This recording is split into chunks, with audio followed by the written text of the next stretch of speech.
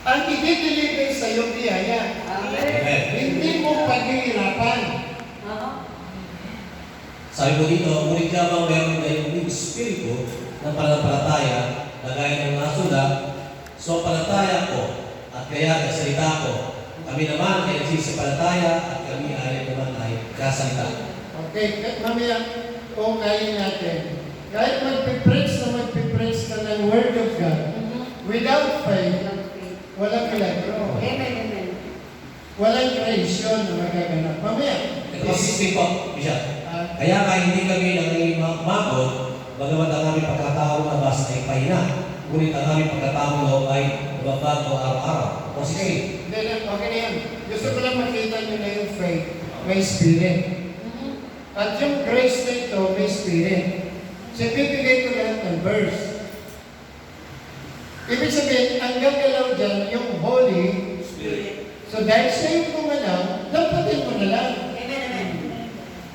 Hindi na ikaw magpapakahirap. Kasi biyaya eh. Okay. Sa Sicaraya 12:10. Tingnan niya. Sicaraya 12:10 o Hosea. Basta, medyo ano na eh. Malabo na. Matthew 10, sabi dito, at aking guguhusan ang samahayan ni David, diba? At ang mga nananahan sa Jerusalem ng Espiritu ng biyaya. Nakita niyo yung Espiritu? Amen. So, but I will pour in the inhabitants of David the spirit of grace and supplication. So, yung biyaya, may spirit. Yung pananampalataya natin kay Lord, may spirit. Yung Holy Spirit. Holy Spirit kasi ang gagalaw. So, para mapagalaw mo ang Holy Spirit, kailangan mo magkaroon ng pananampalataya. At dahil may pananampalataya ka, lahat ng ipinangako ng Diyos sa iyo, gusto niya, darating sa iyo biyaya. Amen. Thank you, Lord. Nakuha niyo? Amen. Lahat yung nakikita niyo, biyaya yan. Amen. Hindi ko pinaghirapan yan. Amen. Amen. Ginamit ko lang ito, okay. Kasi panahon ng pananampalataya ko yun. So lahat yan, biyaya. Ano ba ibig sabihin ng biyaya? Romans 11:6, Pastor. Tingnan niyo yan. Anong sabi? And if by grace, it is not no more of works. Otherwise, grace is no more grace. But if we work of works, then is it no more grace. Otherwise, work is no more work. Pinulit-ulit na. Parang nakulitan na si Apostol Pablo eh. No. Sabi niya, kung ito'y sa biyaya, hindi sa gawa. Kung gawa, hindi biyaya. Ang biyaya, hindi rin gawa. Tama. Amen. Naintindihan niyo? Amen. Kasi ito talaga yung kulang sa atin. Sa panahon ngayon, ito kulang. Magaling tayo magturo, matyaga tayo. Dedikado tayo. Masipag tayo. Pero yung milagro, yung creation sa buhay mo mula sa wala, wala. Amen. Wala na hanggang ngayon, yun at yun pa rin.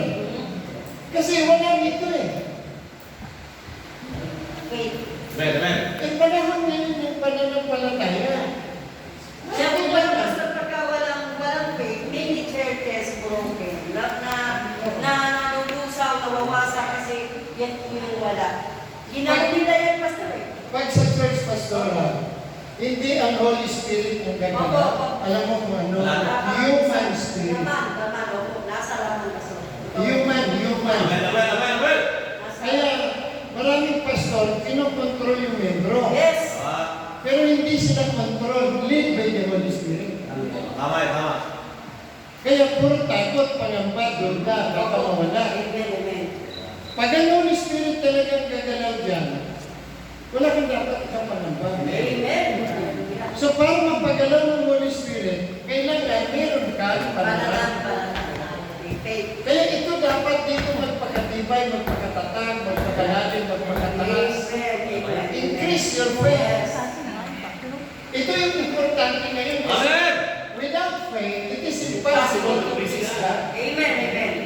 Kahit ako napakasipag sa misyon, gastos ako ng gastos, wala yun. Kung wala ako dito. Amen. Amen. Kasi walang ibubungang biyaya sa akin. Naintindihan ba natin? Amen. Kaya ang daming biyaya. Pastor, nainit. Yan mo. Tingnan mo. Sarado mo. Amen. I ate. Jesus, I have earned.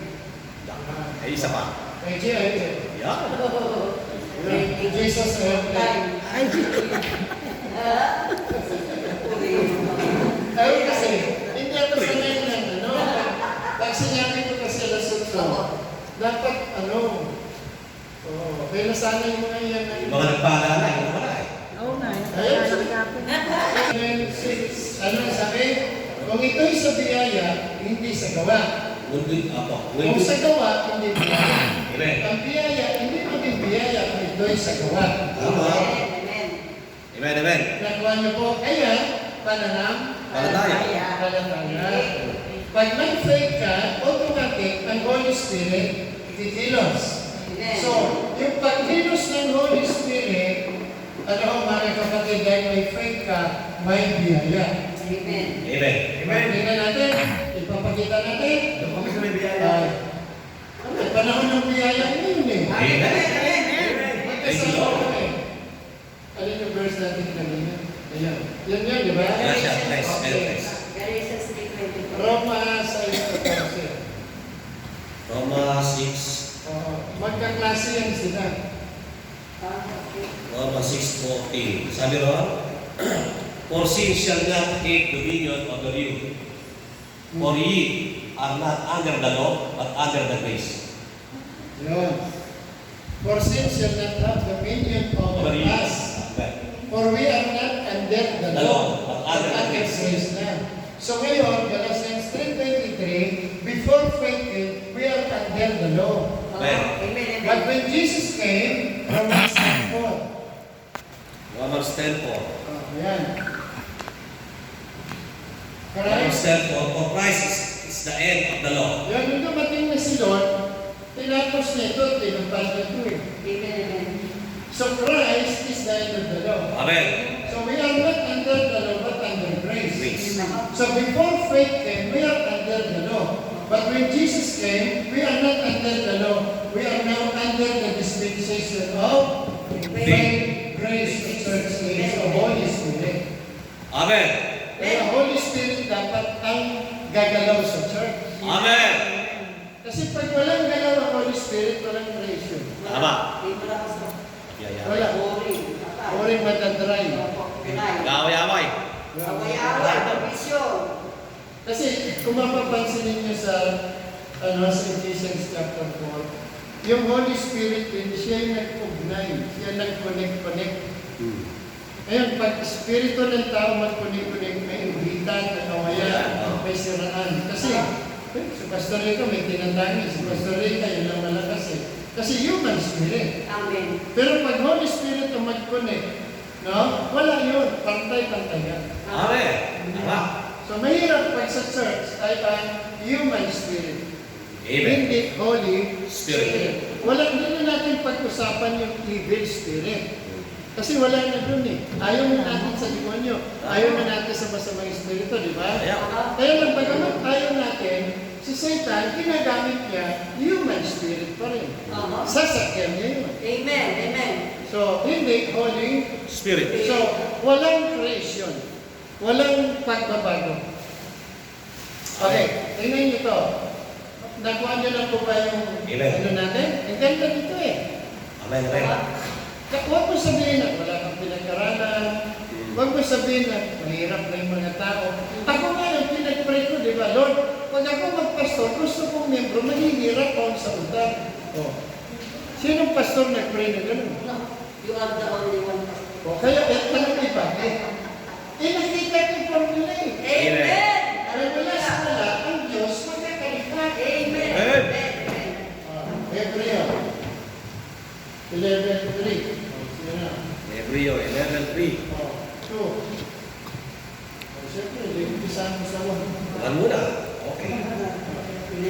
Naunawaan natin, sabi ko sa Sabi ron, ngayon, ang pananampalataya ay siya. 3 muna, 3. 3 muna, 3. Pinatas ko eh.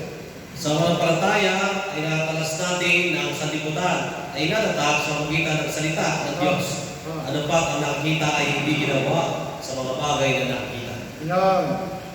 Yung nakikita, ginawa ng Diyos sa mga bagay na hindi Nakikita. nakikita. Amen. So pag wala kang faith, umaasa ka sa nakikita. Tama.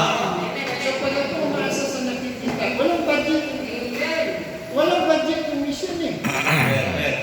Eh pero bakit nakakagalaw ako? Bakit nag-iikot ko yan? Eh wala namang budget. Kasi ito yung ginamit ko eh. Faith. Pag wala yan, eh wala. 2 Corinthians 4:18. 2 Corinthians 4:18. Kaya mga pastor, hindi rin makapag-penetrate ng gusto ang Holy Spirit sa loob ng pamamahala mo. Wala kang faith. Ikaw gagawa ng diskarte. Amen. Amen. Samantalang